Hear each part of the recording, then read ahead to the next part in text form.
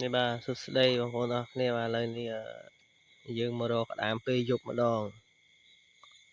ភាសារកក្តាមពេលថ្ងៃអត់បានលើរកក្តាមពេលយប់ម្ដងនេះ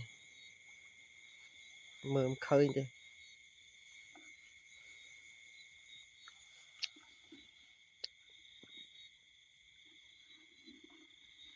ះអ្នករកក្តាមហ្នឹង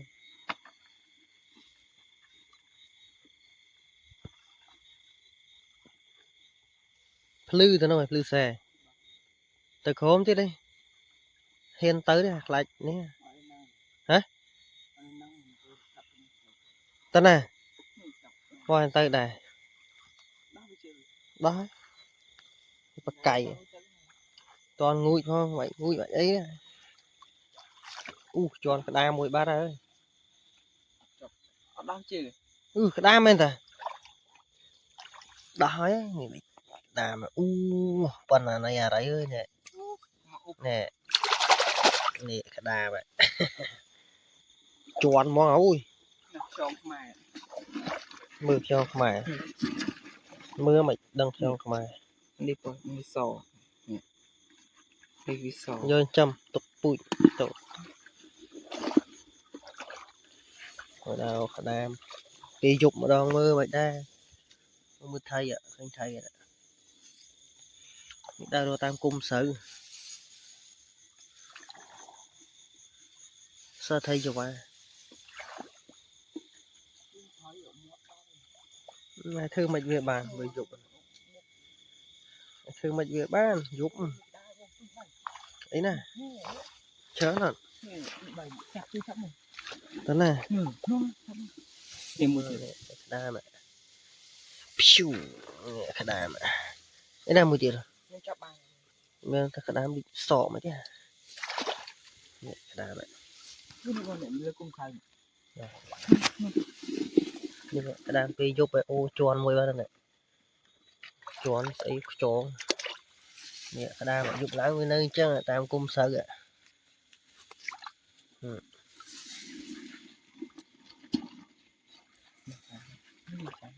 អូអានឹងគេដើរមើលតាមគុំស្រូវថាភ្លើងយកទៅភ្លឺយើងភ្លឺមើលឃើញ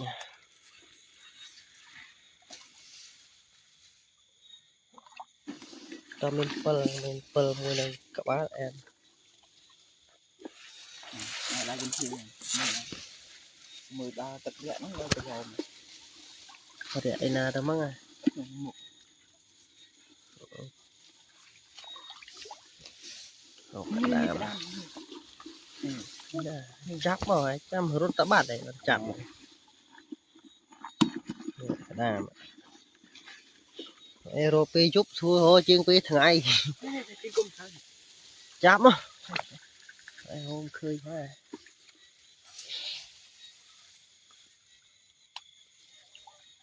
អូនេះក្តាមអូនតាណាបាត់ហ่ะអត់ឡើយទៅនេះបងនេះទៅដល់នោះបងហ្នឹងឃើញដែរមិនតែរត់អត់ឃើញវារត់ទៅដល់នោះមកដល់ដល់ឡើងភ្លឺហ្នឹងណាទៅណាវិញហ្នឹងចាមិនដើរកដាលសេចាអូដើរគៀននេះចម្លែកនេះចាប់ចម្លែកនេះដើររកក្តាមក្នុងស្រូវស្គៀបចុយម៉ៃលមាស់ស្រូវនេះជ្រៅដែរណាធំចកែប៉ុន្មានទៅអីនេះឯកធម៌ទុកអញចូលធ្វើពូជប៉ុន្មានហ្នឹងមកចាប់បានគេរត់ទេភ្លើងឯងភ្លើងនេះវាទៅភ្លើងមើលទៅឃើញត្រីបាច់ចាំត្រីក្តាមមើលមិនឃើញទឹកធ្វើយប់ឡើងវាដេកអូនេះក្តាមនេះក្តាមរត់ក្តាមនេះមកផ្លែមកកណោ đa rong là muốn lại bị bê máu người ban đam qua có tới thằng bận nơi làm món thì vô cả đam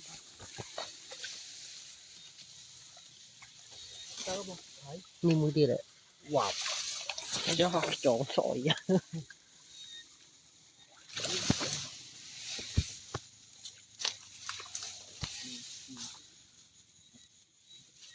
thầy cái cùng khơi cái đam còn đi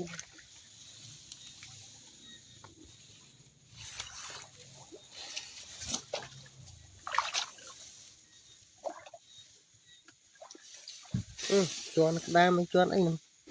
ô choan cái đam mùi đăng lên nè cái đam này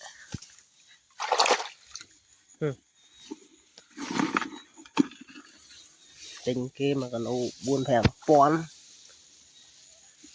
cái đam chớn nó dục lãng này đây này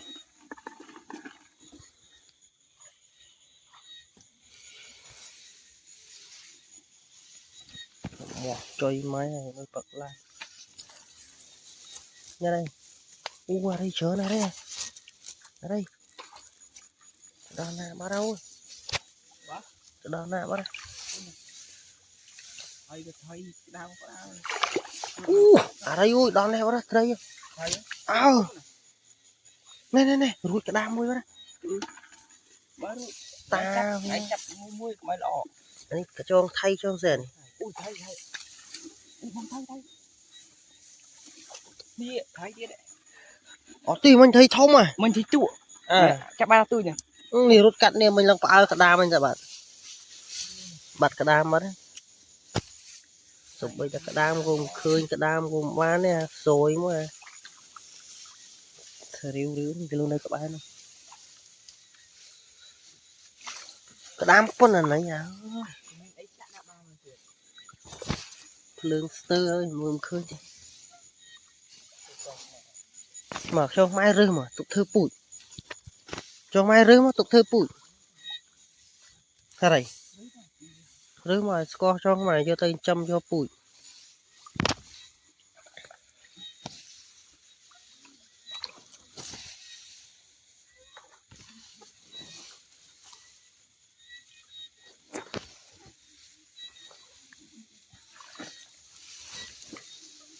nè một tia này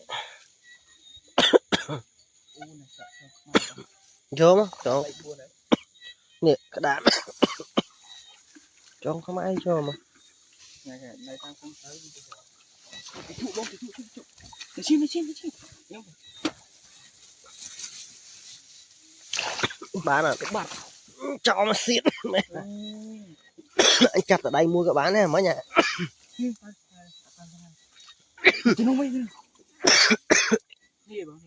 thôi nhỉ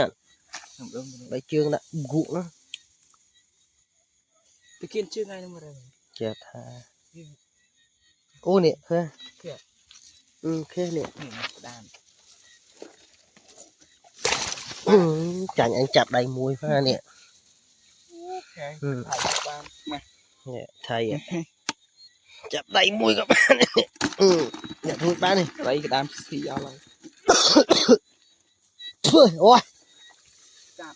thầy sật cái đám sật đây nè chặt thứ bụi thông nâng cung nâng bóp ba rồi mất đầy thấu mà đây nè ba đây nè cái này đấy đây ba khát đám á ba thầy nhá cho thầy đang cho ấy à mưa mà thầy cho cái lịch pi à khơi thầy gặp liền chặt thầy bụi ôi bắn lời đã bắn đây bắn chặt đây muôi á mình đây piếu bán cả đám muối đây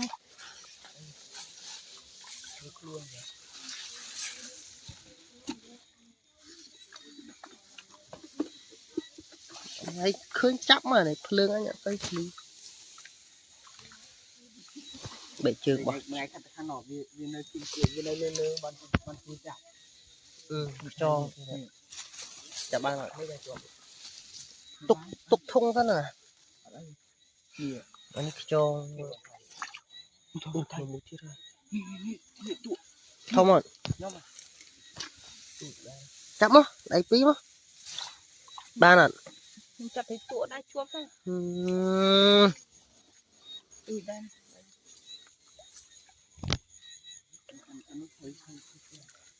một thầy kia anh mới chửi đầy bớt ra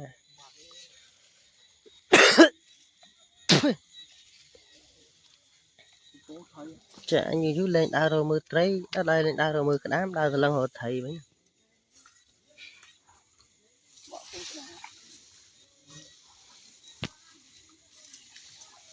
thầy vậy như dầm lên một trái một đôi ta cầm tiền cũng du bây giờ có vật nào đây mùa bà thở ơi mít chắc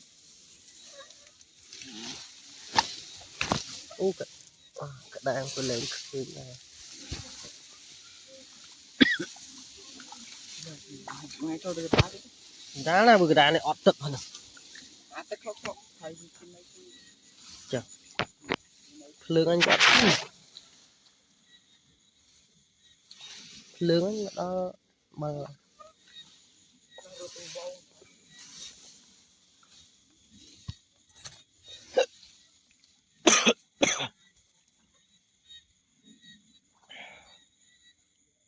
dạ đầy quá nè nghe mới chia mẹ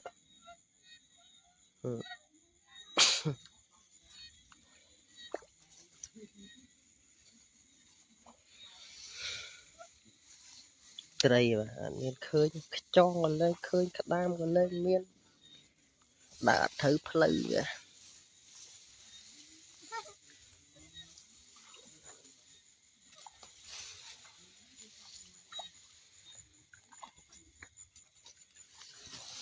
cái đam mẹ ôi pì nè pì cái đam này ruột đã thơ bột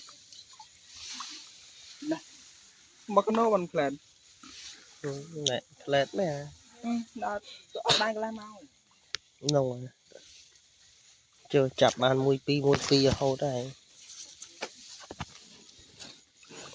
ô nị bạn cho xe mới thế này cho xe nè cho xe nó này nè soi cho xe xe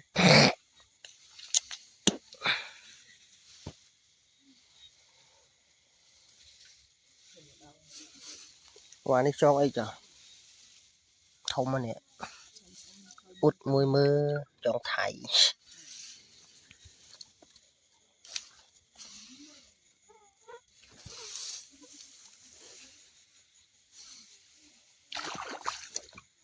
wow đây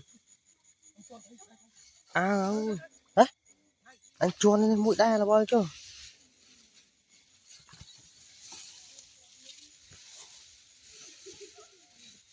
cái đam không phải trước này nè nè ngoài chuồn cái thống nè tại vì đang từ na vào đây và lọt lừa này nè đam không phải trước à nè chạm mà ăn mùi này chương này cái chương thị đá đi chuồn mũi chợ bát đấy chuồn đam đây là tích chơi nè đây bác túc ấy vào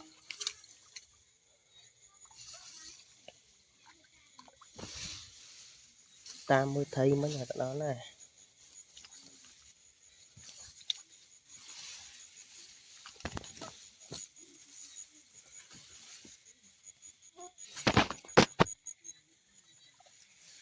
một tập chơi nữa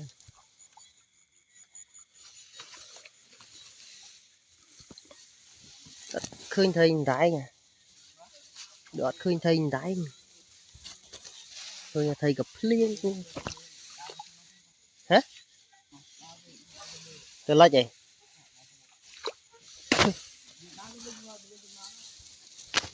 thời gian bạch ban đi ra đa từ môi mà dục nữa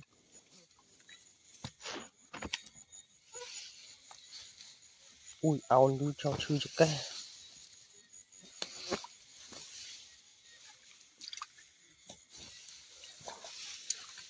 tình kia người mua tình mà cái lẩu buồn pon thèm pon cái đã lộ thấy vậy hay mơ ta mơ về thật lọ bắt đây mơ mấy khơi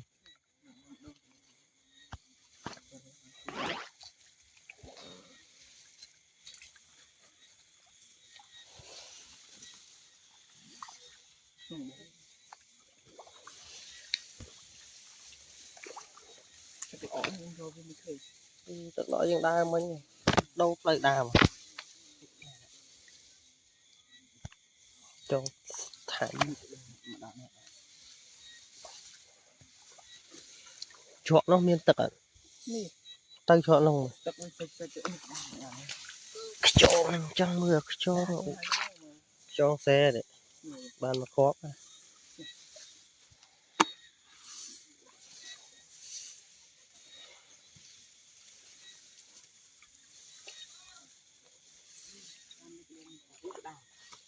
mua này ta này vừa lên xui mưa ba chùa mưa chùa gì ọt thầy ở đấy vừa lên thấy khăn thì ọt thầy này mưa lên khơi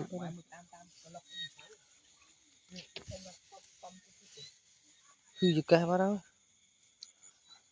ui nghĩa cái đam lại dục la lại mà cù vậy này cù nó lại chậm nè mà cù cái này mà cù vọp ở đằng pi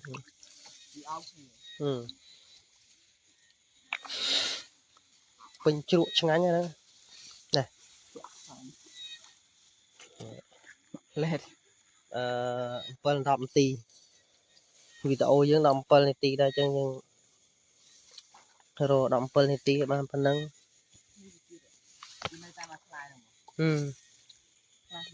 như nơi tam slide cung sờ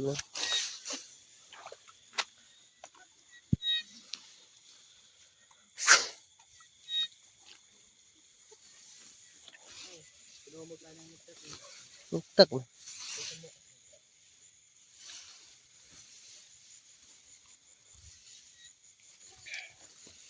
nhiều bạn rồi tây à dục xua rồi nhưng ngay vậy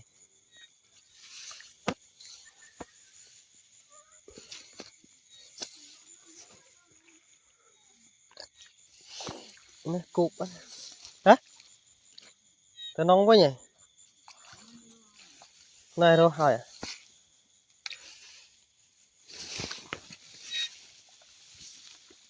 à tập người này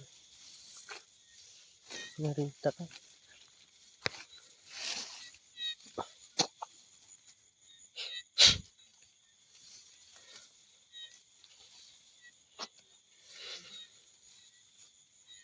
tập đây nè nông miên tức này ở đây thò mày tức này miên tức đá mà lấy khơi thấy ba này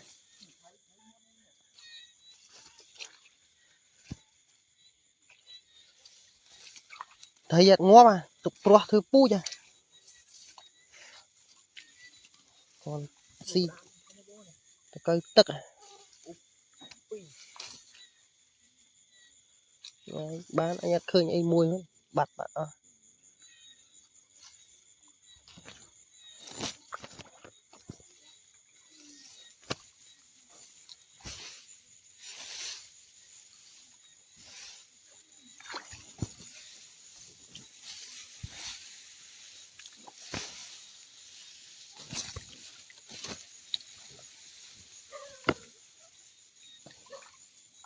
Khơi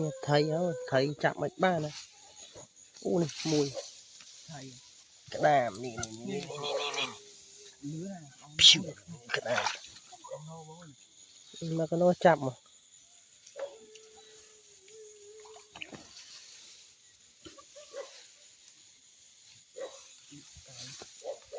ô nè đây bị bay rồi nè Nhiệt hơi không này. tao đang chụp em ôi kiếp này Bay. ui con tin là bò chứ ui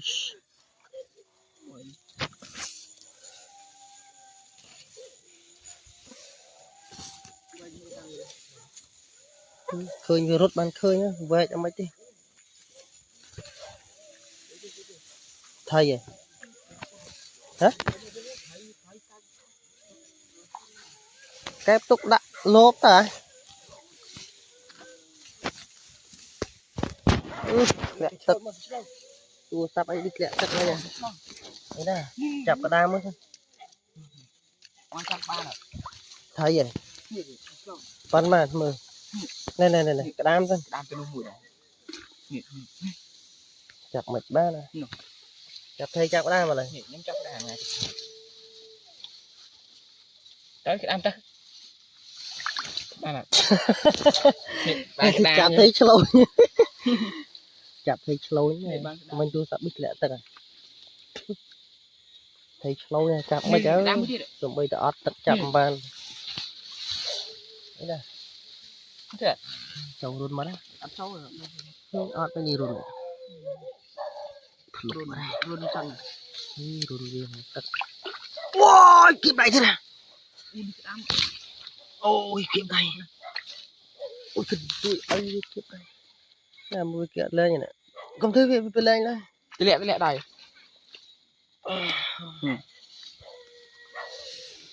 hài à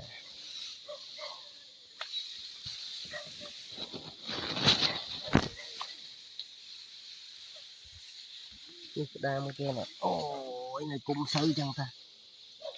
ồ Nó này là không mà thu. cái này nhi rồi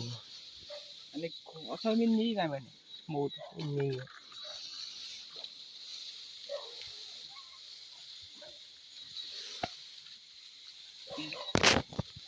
nó là thì nó chuột một cái. cài ai phần má nè chọp ấy nè đào rồi tao là ăn lẹ tật này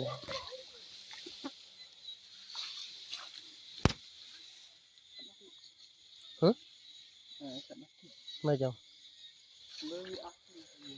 cháu prey à cho xe nó tục anh cho tôi đã ở giờ nhỏ cổ nhỏ chạy mưa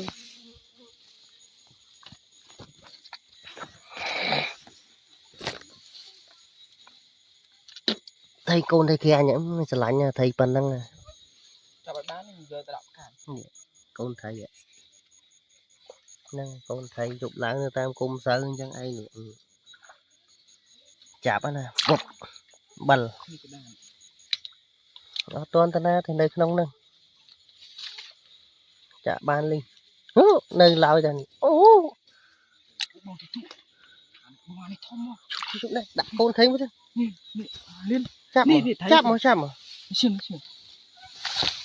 ba nè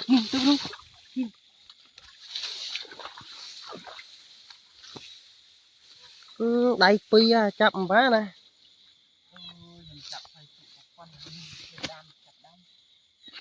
chọp ngoài à thầy phân là này chạp đây pi chạ bàn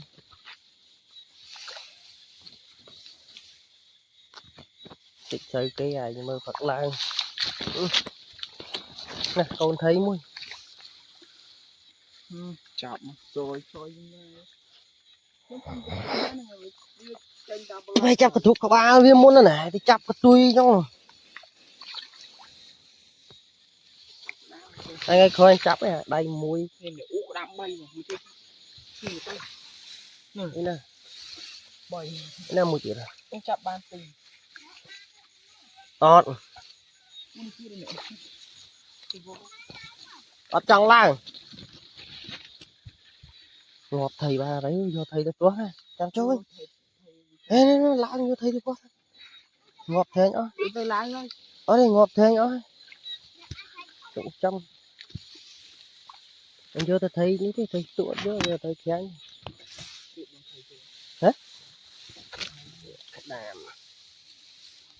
đi đàm mẹ chịu số chắp đi dục lang bắt là vẹn chắp rô lá đợi chơi này lạnh thôi gì bọn thầy mà chắp ở bàn hả nè thằng nó ngại đó thầy toán mà nè con này đây ở cả hai căn tôi rồi cái phi này tôi cắt bán ạ bàn đây được tự bay vui cho vui đi có 350 đi đây chắp đây phi chắp ở núi trọ đã mỏi như rồi con thấy cái như gần trăm rụt làm ói đã chẳng xong chưa rồi đây mời chậm đây nè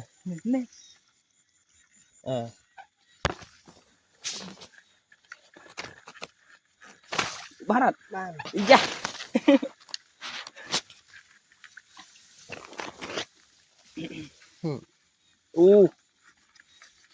cho mẹ nó chụp điện đánh lại đấy chắp đó ít quy nữa cả nhầm khuyên thấy mọi ngày chặt rồi mày chồng mày cái hả chặt thử như cái đam này đang chậm rồi phi đập thấy à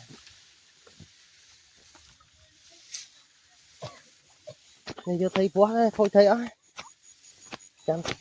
chăm rồi thế không tí rồi nghĩ đó lại rồi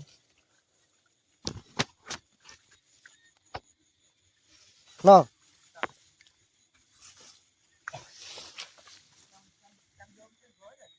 hả chương đấy này thôi chương này lại cho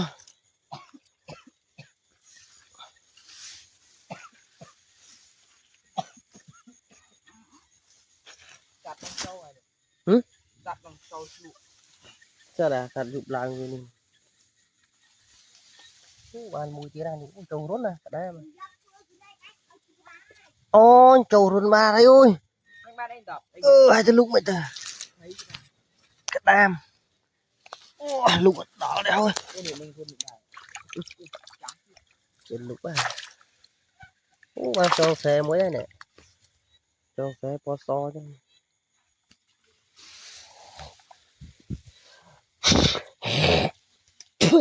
sạt đây cái trâu này miền tè thì trâu luôn mà đây trâu chĩa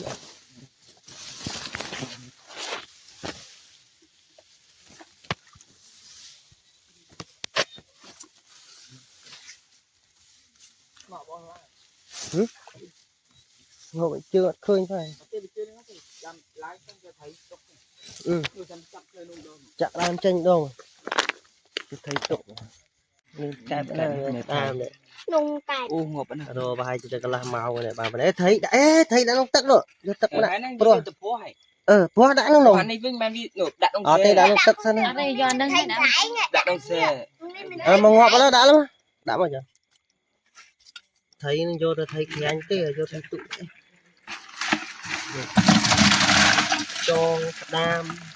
thôi thấy cái anh không mà này khi anh chạm lại dạ tay đam thì rồi bị giúp rồi chẳng đam chặt ba nó đây một bóng mình nãy chặt ở mà chặt cái thục bị lơ lại để mới chiêm con này rồi bạn chụp liên tí bây này để chặt bạn tập liên nhưng lại chặt anh nè vì khen như chứ con khen không biết đây còn khen nó không phải chặn trong rồi thầy lên sơn thầy khen ở đây đi xong xe đã biển cho giờ buồn theo mình trong đã chặn cho nó sân đấy đấy đi có tin đấy con thấy khen mũi tí để chặt ba này con thầy cho ai tên lẹ biết đấy tên lẹ ta biết kia mấy tên lẹ kia anh lên cũng thấy cho sợ này người ta lên là bố này Bánh chẳng còn lẹ ai Tôi to mình nhầm thêm chắc đã có đài. nghiền ra anh thư anh nuôi thầy slow rồi à đây chạm thầy slow bàn thì Mai chạy 30 đây sao? chạm bàn mua rồi đây là con thầy giúp cho cái làm thịt là thịt này này anh cái đám lại chơi ngộp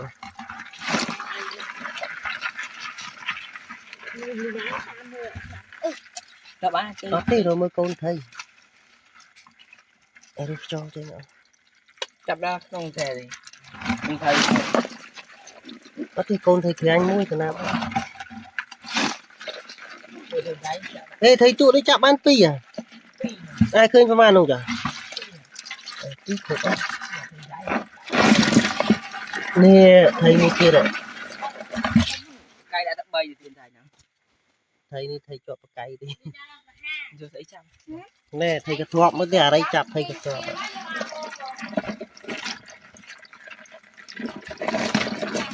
thầy cái thuốc này nè đây rồi chỉnh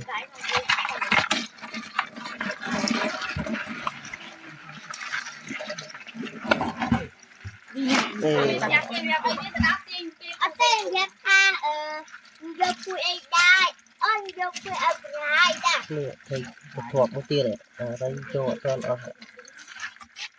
nè thầy cái thuốc ạ Thộp đến nhà nó như mẹ chào này. thuộc ít không rồi Mà nó muốn được bao tiền này. à đây chặt nơi thấy ní mới thiệt con thầy kia đội trên ngó ba ơi luôn Cho đi ngộ á đi xem. ngày gì cho không chặt một tất cả nơi đâu tập trung nơi thấy slow nhà đây chả cho chết nha nơi thấy slow